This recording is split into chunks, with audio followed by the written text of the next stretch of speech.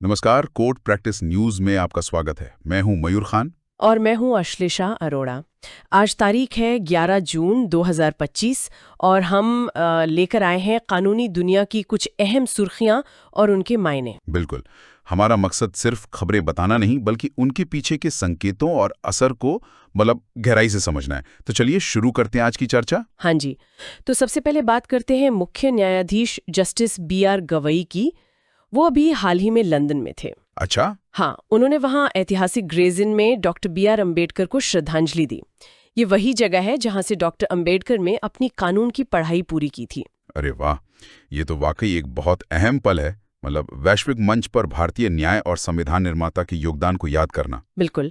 और इसी से जुड़ा हुआ CJI गवई ने बार काउंसिल ऑफ इंडिया यानी BCI के उस फैसले का भी समर्थन किया है जिसमें विदेशी लॉ फर्म्स को भारत में काम करने की इजाजत दी गई है। हाँ, ये खबर भी थी। उनका मानना है कि इससे भारत अंतर्राष्ट्रीय मध्यस्थता जिसे आर्बिट्रेशन कहते हैं उसका एक बड़ा केंद्र बन सकता है। ये एक बड़ा कदम है। इससे कंपटीशन तो बढ़ेगा ही, शायद कानूनी सेवाओं की क्वालिटी भी सुधरे। लेकिन देखना होगा कि हमारी भारतीय फर्म्स इसे कैसे लेती हैं। सही कहा। खैर, अब आते हैं सुप्रीम कोर्ट की कुछ महत्वपूर्ण टिप्पणियों पर। कोर्ट ने निवारक निरोध यानी प्रिवेंटिव डिटेंशन कानूनों के गलत इस्तेमाल पर आप कह सकते हैं काफी नाराजगी जताई है। हाँ, मैंने भी पढ़ा। कोर्ट ने साफ कहा कि जमानत मिलने के बाद भी लोगों को हिरासत में रखने के लिए इन कानूनों का इस्तेमाल ठीक नहीं। ये तो व्यक्तिगत स्वतंत्रता के बिल्कुल खिलाफ है। बिल्कुल, ये एक असाधारण शक्ति है, इसका रोजमर्रा की तरह इस्तेमाल नहीं होना चाहिए। सही बात है। और जमानत से ही जुड़ा एक और मामला था।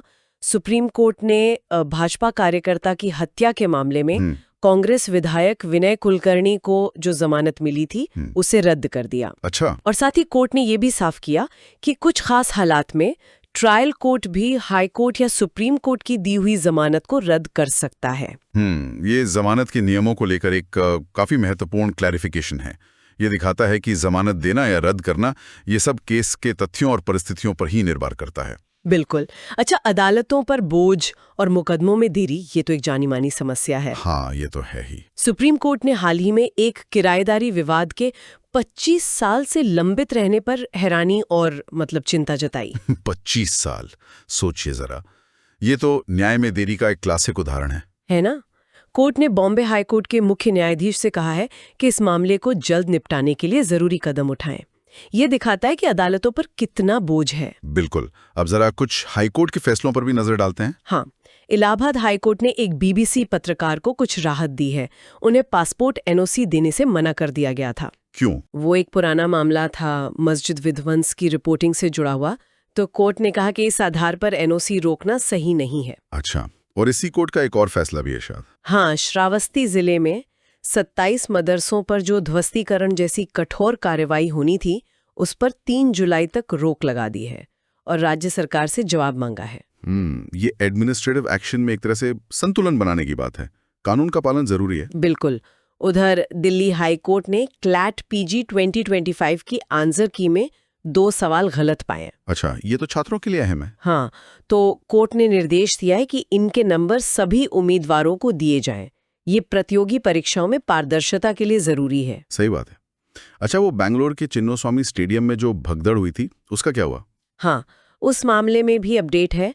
कर्नाटक सरकार ने जांच के लिए हाई कोर्ट के एक पूर्व जज जस्टिस जॉन माइकल कुन्हा की अध्यक्षता में एक आयोग बनाया है। ठीक है। और इस मामले में 4 लोगों को 14 दिन की न्यायिक हिरासत में भेजा गया है।